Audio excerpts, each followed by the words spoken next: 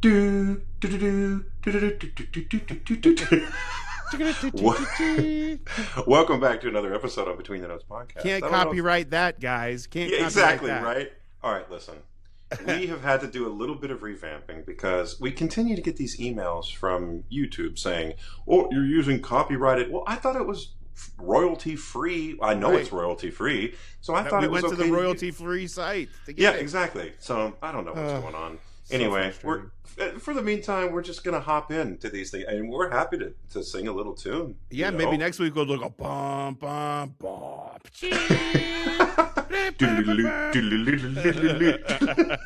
I think this actually could be. We could be onto something here.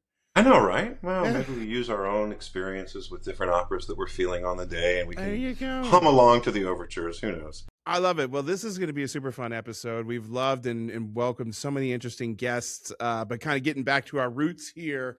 But yeah, We put out a poll, as many of you know. Thank you for voting. Thank you for commenting.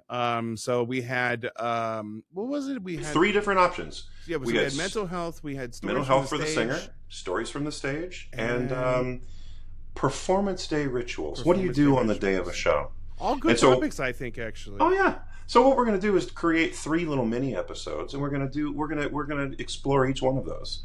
Yeah. So let's jump into it. Why don't we start with the stories winner. from stories from the with the winner. stage? Which was the unofficial official winner. There you go. All right, Brian, you So- want to kick us off with a story from your? Yeah, sure. I mean, I was trying to think, like, we were just kind of brainstorming a little bit before this. And there's all kinds of different kind of stories, right? We have fun stories, exciting stories, injury stories, Tragedies. tragic. I mean, all kinds of stuff. But I thought we'd keep it positive and fun. And so one of the things that I'd like to talk about that I don't know that I've talked about on this forum that much is when I jumped into Les Troyens at Covent Garden and then subsequently again at the Met, which ironically I was singing Robert le Diable right before both of those things happened. So Well, before that's the an Covent easy Garden, opera. another easy opera, right? It's like the hardest thing I've ever sung next to actually Troyens maybe the third hardest thing after Guillaume Tell, but Robert le Diable takes the cake. That was just The hardest thing you've ever sung. brutal. That's crazy. Tessitura all night long. I was just going to say it must have been Tessitura because it's not high notes. It's just where it sits. Yeah. Yeah. Oh no, it's definitely high. There's C sharps, D's. Well, I know, but countless- high notes. But it's you not sing just high that. notes. It's not just that. Yeah. Right. I mean, you're and the amount of time you're on stage. You're on Oh, stage right. for all of Act 1. Huge duet, and Shayna in Act 2, and then Act 3. Traditionally in the grand operas is huge. It's where the ballet is. It's just I mean, isn't so it crazy much that like stuff. Meyerbeer? I mean, Yeah. do you? I don't mean to put you on the spot. Not Do at all. When was Meyerbeer composing? Like, do you know when that was? Like 18. You are putting me on the spot. Thank I'm you. sorry. I I'm appreciate sorry. that. I'm sorry. No. But I know it was after I'm just- Rossini, right? I know that. Okay, And so okay. the point being is that they were already singing high C's, Barbara and Seville. above, Yeah, exactly. That's my all point. this stuff in chest voice, Right. So they were no longer mixing because 1837, when they did Guillaume Tell in the second season of its after the premiere, is when Dupre started with the high C with stuff. the full chest. Yeah, I full see. chest stuff, and that makes all the difference in the world, right? I'm just curious. I mean, like, Yeah. which Meyerbeer operas in 2026 are still living on any kind of regular program? Cricket. Yeah, I mean, Robert le Diable. I mean, this was at Covent Garden in 20 what? I don't remember. 20. Don't It Isn't it hard? was a I tell these while people. I back. tell people all the time when you start. Where were you 2 seasons ago? I'm like, what year are we in right now? Yeah, right. Exactly. I'm so I don't know why. I'm always thinking ahead in the future. What do I need I'm to looking prepare at the for? What do I need to DVD think cover about? right now, but it doesn't say what year it was. But if I had 17? yes, no, earlier than that. 15, I maybe feel 14. like maybe the My kids point, weren't even born in the yet, last so it 15 years, in the Oh, last 20 definitely in the years. last 15 years. Okay. But yeah, I mean, okay, so the arias that are out there that are done pretty much is the Robert Toi que j'aime, which is from Robert le Diable, soprano aria. Yeah. It's not really a great excerptable. There are a couple little short arias for the tenor. For what? Oh, there's nothing for the tenor that you can Not use. really, not huh? really, nothing like famous. I mean, certainly Okay. more famous for Meyerbeer would be Au Paradis, Yeah. and stuff like that. So that's oh gosh, L'Africaine. So L'Africaine is in there. There's a great baritone. Right? Yeah, I mean, my point is that like I remember getting an anthology in Huguenot, Le grads. Huguenot. Le Yeah, Huguenot is yeah, another yeah. There one. you go. That's another Yeah, Meyerbeer. that one Sure. has like a lot of hits that people Listen, may know. music historians, we are not. But we have our Right. we have our finger on the pulse of like what young singers are singing and what operas are being programmed. And one of the things when you started talking about Robert Le Diable is just like what other Meyerbeer shows get done or are being thought about being done. And the reason I even ask is because I remember looking at I think it's that volume of arias. Max Spicker composed an anthology where for soprano, alto, tenor, whatever, Yeah. baritone, and in that there are numerous arias from Meyerbeer operas, Yeah. L'Africaine being one of them. And I remember looking at it being like, oh my god, these Le are Prophète. beautiful. Yeah. Yeah. They're beautiful. It's Yeah. beautiful music. They're but just hard I think as it's hell. really high and really hard. Right. Like The- I just am curious, who are these singers that were around that he was like, oh yeah, this will be perfect for. Yeah, I mean, clearly they were just going for the most extreme. I don't know that there's more extreme vocal writing than Meyerbeer, honestly. There you go. I mean, it just he was kind of known for having these a cappella trios, which were in Huguenot and Robert Le Diable and stuff. With, this like the kind entire of- trio is just a cappella. Yeah, it's probably like a 2-minute trio thing. And actually, Verdi stole that. Well, didn't steal it, but he Requiem? used the same kind of thing. No, in the Les Veuves Siciliennes, he did a quartet, if not a quintet, that is a right. cappella in the first act, Right. and it's super hard because they're so chromatic. But I Well, mean, yeah. like, it's one of these things where like this is the kind of crazy writing is that the bass starts up on like a high D flat. Oh yeah. And it goes da da da da da da da da down to a low E flat, and the tenor goes low E flat, ha ha ha ha ha ha, to a high D flat, and then the soprano comes in. This is all a cappella. A cappella. And it's like you have. If one person And cross goes your fingers off, and hope you stay in tune. Yeah, oh my gosh. right? Because then eventually the orchestra's going to come in at some point. They sure will. But actually, we just wrapped up our last day of auditions here at IU yesterday for the grads, and we had a bass who sang one of the bass aria from Robert Le Diable, which I was like, yes, haven't heard that in forever. In fact, we had 3 people sing Meyerbeer. That one offered it, and then we asked for the Meyerbeer because again, it's just so rarely seen and heard. I will. But say if somebody's going to put it out there, you're like, well, let's see what you got. Yeah, my first introduction to that opera was when I was a graduate student. There was a soprano by the name of Stephanie Don Johnson who studied with Connie Kukuro at IU. And back in those days, I was making a little side hustle, doing some recording projects for people and helping them create their compact discs with a little sticker label. I scanned in their headshots and put it on a label, and I was like, here you go, here's your CD with all the things. And I remember she used to sing one of the soprano arias from that show, and I was like, wow, that's impressive. Yeah. But anyway, let's get into your story about how this opera affected your life in a very positive way. Yeah. So I remember, and I may have told this story in kind of one of, but I not the whole bit of it. Is about how I was covering Werther at Covent Garden, and I was at the bar with Tony Pappano after one of the at a donor event thing essentially, and we were not across the street from the stage door in a bar together. We were literally. I was like, "Oh, how's this story going?" No. Brian, but I was just. Yeah, I was just joking, half joking. I said, "Well, if you have any problems with your tenor," I mean, knowing that it was Jonas Kaufmann, knowing that there was unlikely that they were going to have any problems because he hadn't kind of started canceling all at that point. And you hadn't sung there yet. You were just covering. No. I had Or had you? I sang Rusalka there. Oh, okay. So I take it back. I had sung Carmen. I was covering Werther. I was getting ready to do Rusalka. That's what it was.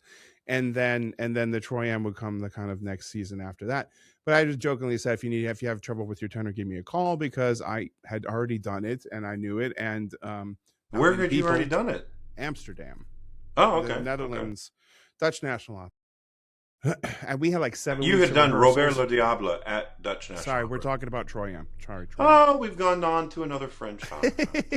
Les Troyens. Yeah. So Okay, my bad. okay. I kind of jumped in, Ine, but the role of Ine. I guess the point is that while I was singing Robert Le Diable, I got the call from Covent Garden saying, "Would you come and at least help cover some rehearsals?" Okay. And I was like, "Sure," because they needed somebody who knew the role to rehearse it. And that was not really what they were doing, but that's what they said because they didn't want to get in trouble with anything. Well, and so yeah. then I remember I got there and we did a sing through pretty much the whole role, which is pretty intense. To just do the whole thing in one go because it is spread out over 6 hours. Isn't that like 5 or 6 hours? Yeah, I was going to say. Yeah, but I mean, they're probably singing the whole tenor role probably takes about an hour and 15 minutes. So and to put it in perspective, and this is, I remember one person told me this, and I was like, "You have to be kidding." They were like, the role of Mimi in Bohème is only about 25 minutes worth of music. Yeah. And I was like, are you serious? Like, I'd never thought of a role that way. Like, how many minutes of music is this role? If you did. Now, of course, you do realize it, whether you realize it or not. Your voice realizes it when you're in a coaching and you're like, yeah, let's go through this role. And like in an hour, you're like, oh, why am I so tired? Well, because you've just sung everything. And I remember, I don't know how many times I've said to my coaches, over the years, like, there's a reason why, fill in the blank, Verdi, Mozart, Bellini, whoever, put a 34-minute break between this, and then the next thing, right? It's like, because they knew, okay, the singer needs to rest before we throw this at them, Right, exactly. And like, they weren't using hydraulics and like, these things. People were pushing things around on carts and, picking probably the singers themselves were like, all right, time to move this set. Right, you know what I mean? So it's like there's a lot of different kind of ways that we present. I mean, even Les Troyens was not conceived to be done all at once. It was 2 shows to be done, in consecutive nights. So the first show is, the first part is probably the first 2 acts, 3 acts. Yeah, the first 2 acts is about an hour and 45 minutes. And then the last 3 acts is about another 3 hours and 45 minutes. Yeah. I mean, it's just endlessly long, but it's beautiful. But again, a good 35, 40 minutes of that is ballet music, and it's not always all done, but they do. Hold on. I think now would be a great time to just stop and say, I think the opera world has heard a quote in the last 3 or 4 days from a certain actor. I don't know what you're talking about. Well, you know what, though? I mean, come on. When the Met or Covent Garden or whoever programs a show like Les Troyens or like one of the, Wagner Ring Cycle Opera, these things that are like 5 hours, 4 hours, who doesn't leave? Anyone. They always say, why? Because it's riveting. Because the music is unbelievably encompassing. Because the art form in a live theater with live people and an audience right there experiencing art in the moment is untouchable. And I'm sorry, but that doesn't even compare in my mind to a video where you're constantly pushing pause and running to the bathroom or the kitchen or whatever. It's just like, no. It's just hysterical to me. So like Timothy, you know what I also saw? Seattle Opera had like a the Carmen code. It had like a code for free tickets or discount. Yeah. Timothy. So you know what? Gosh. It's just hysterical. Now I will also offer the other side of the view, right? Yeah, sometimes opera is boring. Mm-hmm. And sometimes life is boring. And this is stolen from my buddy Kevin Burdett. He had a brilliant kind of reactive post on Facebook or whatever it was. And it's like, yeah, I mean, sometimes that's what life is. But you know what? The return on the investment, the ROI, if you will, is so much more significant. Yeah. And I think that, if you yourself hasn't, I don't know, in the last month or two, attended your local opera, please buy a ticket to the next thing that they're doing and just go see it. Even if you've never heard of it, you don't know anyone in the show, go purchase a ticket, go to an opera, go to a theater, go to a play, go to a musical, go see something live. And you tell me that that's not better than anything that you're trying to watch on your laptop, propped up on your chest in your bed at absolutely. 2 a.m. in the morning. It's like, come on. I mean, and I think the whole communal aspect, right? Of Yeah, going out and sitting in a theater with, 300, 500, 2,000, 4,000 people and experiencing a right. show, Together. all again together. I mean, one thing about it, and I know there's probably, sure, innumerable amounts of things about being a screen actor that is difficult. But one of the things that is probably not that difficult is that you only have to get the take right once, and it's saved. The I've whole thought about point that 100 million times. I'm of like, what we have to do is become so consistent to be able to do it, day in, day out in these performances. And like, there's a thrill that's okay. It's not quite like a fight or a gladiator kind of thing, but it's like, are they going to right. make, especially when it comes to tenors, sometimes it's like, how much blood will be on the stage? Here's this whole tenor thing. This whole tenor thing. You're just another voice category in I the know, canon. I know, I know. But you know But what? anyway, Seriously, so though, yeah, if you just a second, I just want to expand on that idea. Right? It's like I've thought about it so often when you're making a movie. Now, granted, I've never made a movie, but to your point, they're filming and they say, "Okay, action," and you try to capture whatever it is that the director and the artists want to try to capture. Cut. No, we didn't. Whatever went wrong. Okay, let's do yeah. it again. Let's go Take back to the 67. 60. Yeah, exactly, right. Six, Six, seven, seven. 6, Oh, 7. you know what I mean? It's like, We're come girl on, dads. guys. It's no big deal. But yeah, to your point, it's just like we have to rehearse and rehearse and rehearse and rehearse, and then whatever happens on the day is what happens on the day. And I think, well, I maybe I'm projecting, but I would imagine that stories from the stage, which is what we're here to tell, might be what are some of the things that have happened in those attempts to try to make everything perfect, and what has it done? Has it gone perfect? Has it not? I don't know. But to your point, you got the call Right. And to so I go getting back to there. that. Yeah, Yeah. I get the call. We go there. We do the whole thing, and then Papano calls me later and says, David McVicker and I have decided we want you to do it. And I was like, oh, okay. So I was like, he's like, call your manager and talk with him and see what we need to do.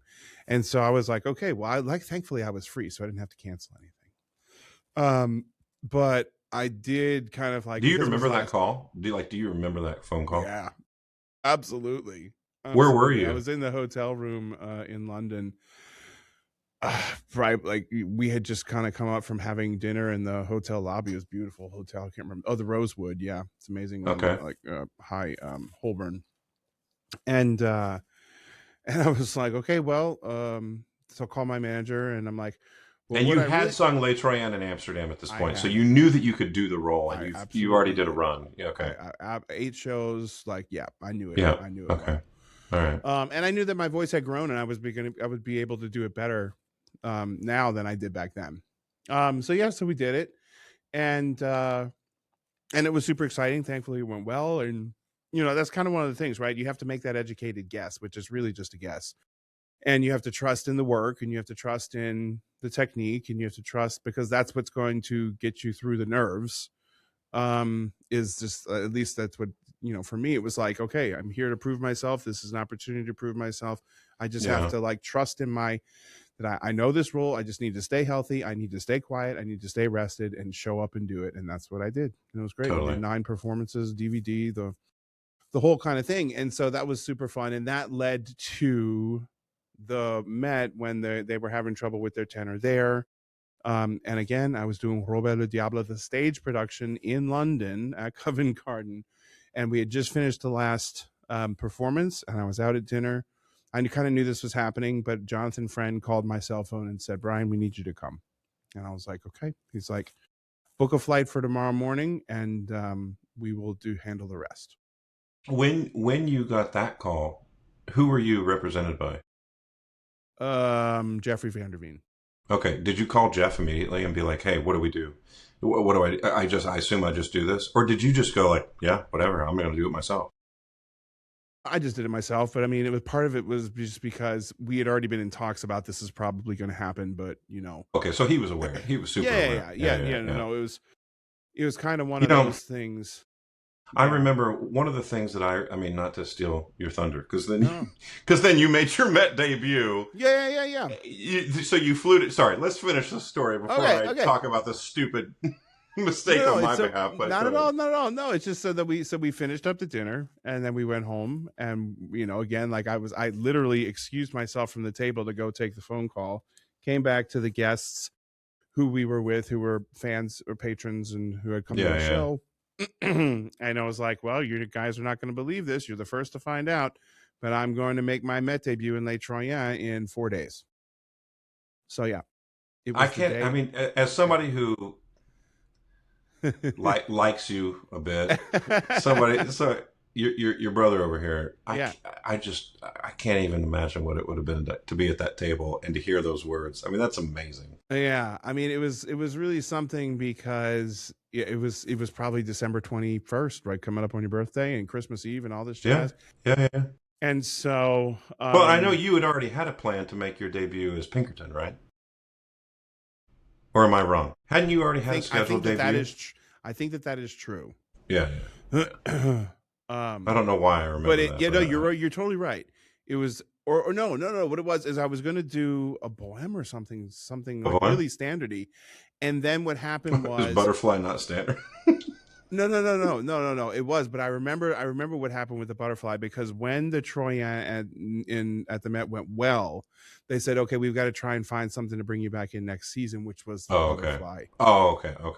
And then the Bohème, and then the other stuff like Guillaume Tell and Damnation of Faust and stuff. But yeah, the standardy stuff that I got to sing at the Met was Bohème, about three different runs of it. Yeah. And then Butterfly. Yeah. And that, so anyway, it just was crazy, but it was super, super duper fun. I had 1 hour and a half stage rehearsal with Susan Graham and a couple of the other singers. Yeah. And Texas Tech alumni, by the way. Yeah. From Midland, Texas. Susan Graham. Yeah.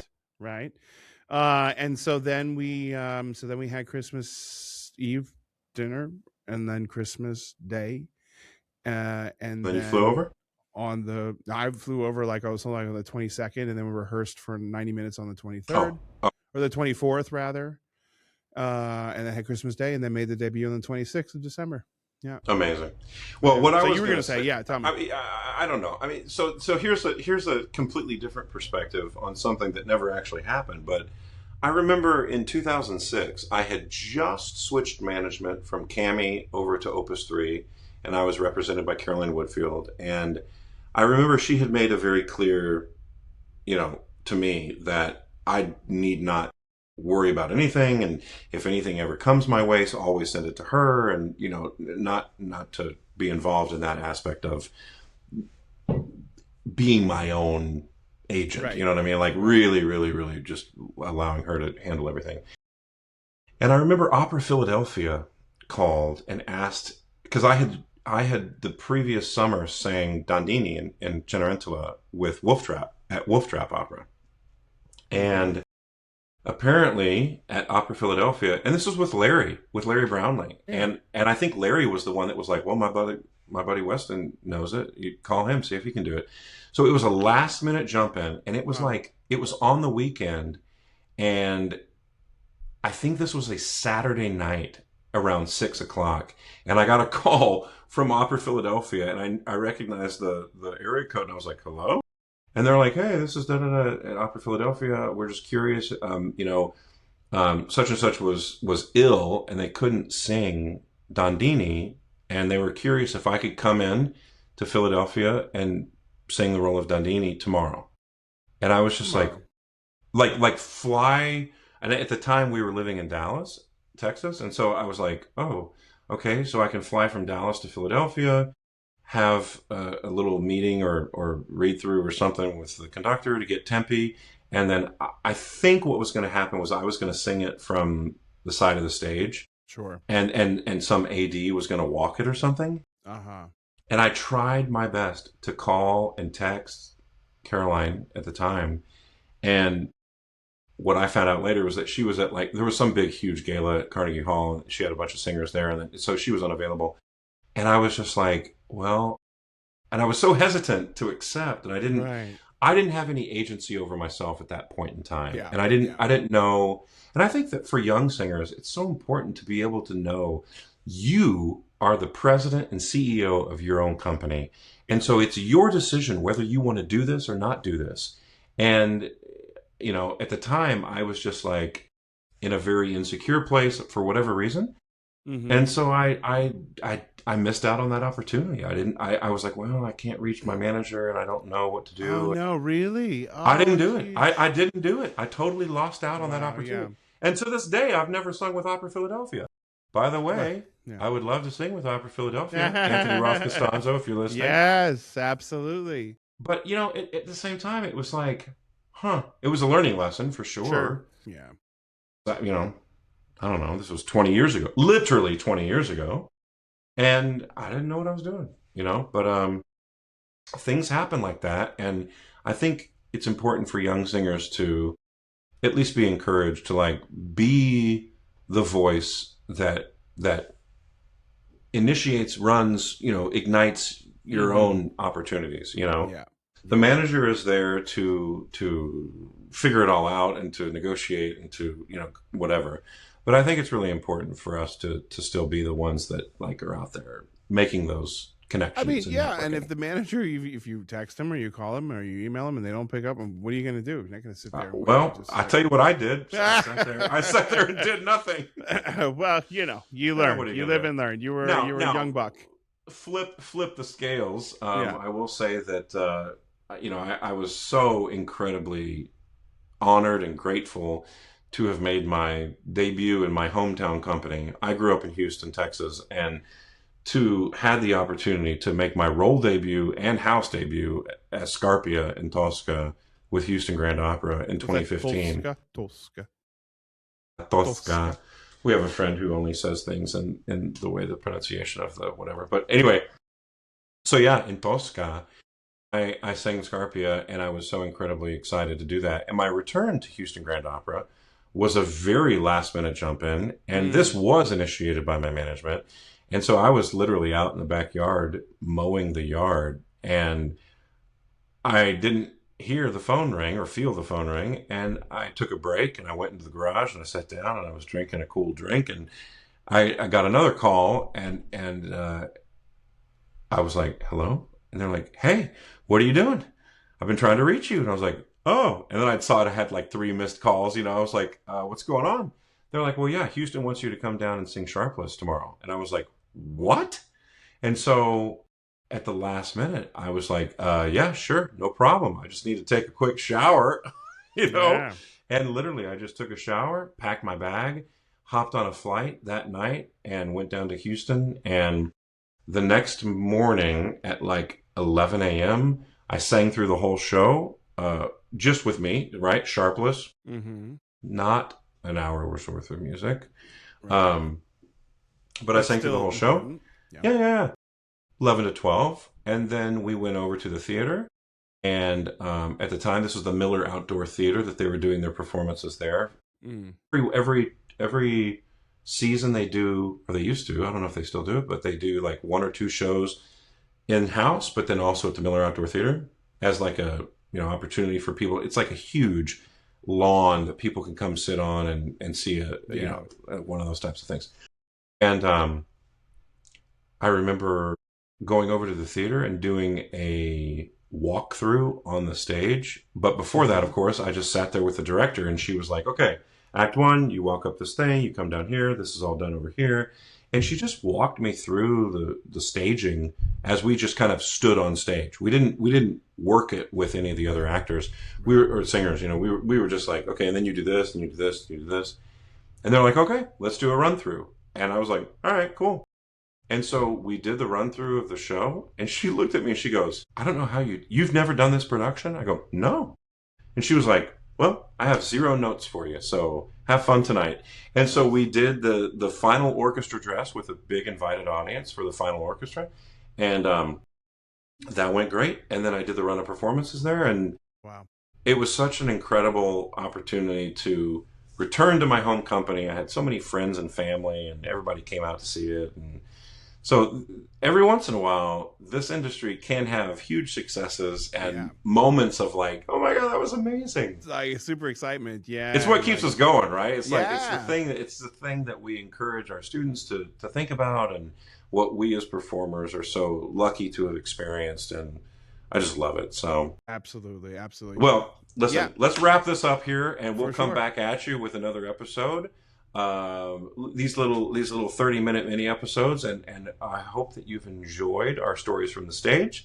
And if you haven't already, come on, like, subscribe, follow us on Instagram, Tell TikTok, your friends. Facebook. Come on. Tell your friends. If you have students, please encourage your students to follow us, because I guarantee you go back and look at some of these earlier videos. It is a how-to. And if you have any questions or if you have any comments, please throw it in the comments. Put it on any of our social media pages. We look at them pretty often. Yes. Yes. So I hope you guys have a great rest of your day, and we'll see you next time. See you soon. Thanks for joining us on Between the Notes. Make sure you hit that subscribe button. And join us next week for more behind the scenes stories, laughs, and operatic gold coming your way.